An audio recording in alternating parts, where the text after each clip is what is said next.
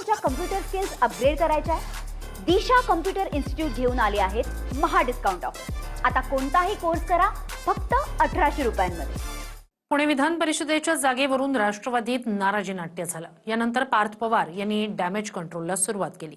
पार्थ पवार यांनी विक्रम काकडे आणि सुनील टिंगरे यांना सोबत घेऊन पुण्यातल्या जिजाई निवासस्थानी बैठक घेतली।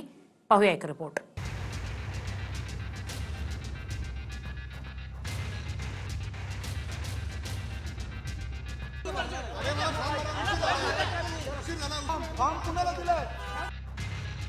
हो, अर्ज भरायला चाललोय मी। येतो, वर जाऊन येतो, 5-10 मिनिटात परत येतो। पुणे विधान परिषदेच्या उमेदवारीवरून राष्ट्रवादीत हाय व्होल्टेज ड्रामा झाल्यानंतर पार्थ पवार यांनी डॅमेज कंट्रोलला सुरुवात केली। आलो येतो, परत येतो। पार्थ पवार यांनी विक्रम काकडे आणि सुनील टिंगरे यांना सोबत घेऊन पुण्यातील जिजाई निवासस्थानी बैठक घेतली। बैठकीला पार्थ पवार, विक्रम काकडे, सुनील टिंगरे यांची उपस्थिती होती। बैठकीवेळी उमेश पाटील आणि वैशाली नागवडेही जिजाई निवासस्थानी उपस्थित होते।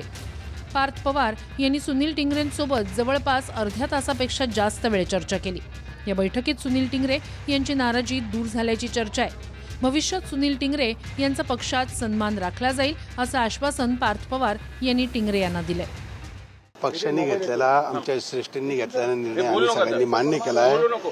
आज तुमच्या मनामध्ये जी शंका आहे, पक्ष मला कुठेही वाऱ्यावर सोडणार नाही, त्याची तुम्ही काळजी करू नका। पक्ष संघटनेसाठी आम्ही कायम काम करत राहू। मी वहिनींना इतकं आश्वस्त केलंय की बाबा तुम्ही माझ्याकडनं काळजी करू नका, आणि त्यांनी सांगितलं तुम्हाला वाऱ्यावर सोडलं जाणार नाही, काय काळजी करताय। पक्षाने ठरवून सगळ्यांना विश्वासात घेऊन जे काही निर्णय केला आहे त्याच्या पाठी सगळ्यांनी उभं राहावं।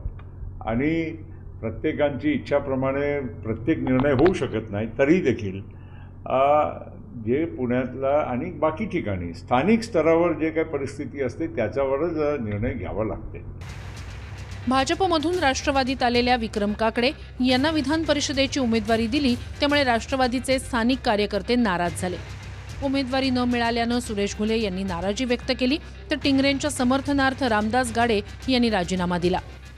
विधान परिषदेच्या उमेदवारीमध्ये आज निष्ठावंतांना डावलून या ठिकाणी तिकीट देण्यात आलं।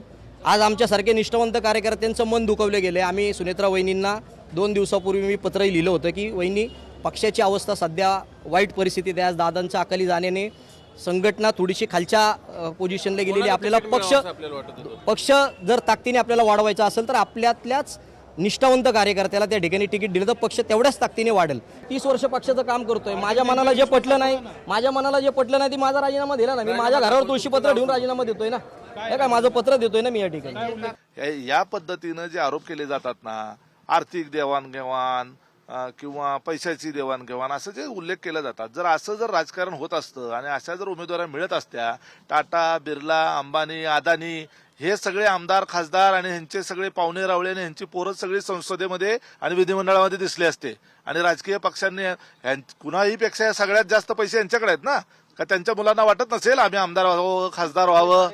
हा आमच्या अंतर्गत रणनीतीचा विषय आहे, जो आम्ही तुम्हाला निवडणूक सगळी एकदा निवडून आल्यानंतर कॅन्डिडेट जो आहे ते त्याच्या संदर्भामध्ये तुम्हाला नंतर आम्ही त्याच्यावर चर्चा करू। विक्रम काकडे यांच्या उमेदवारीवर शरद पवार यांच्या राष्ट्रवादीकडून आक्षेप घेण्यात आला।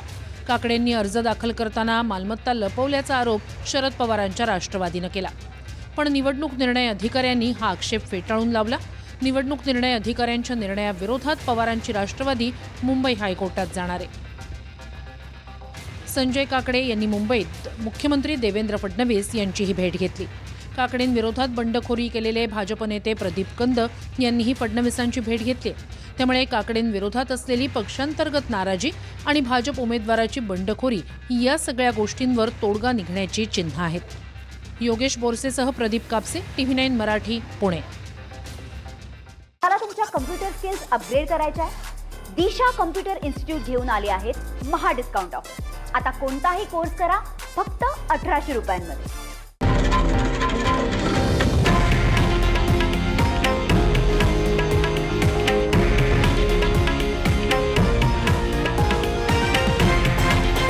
हे आहे देशातील नंबर 1 न्यूज नेटवर्क आणि आपण पाहत आहात TV9 मराठी, एकमेव।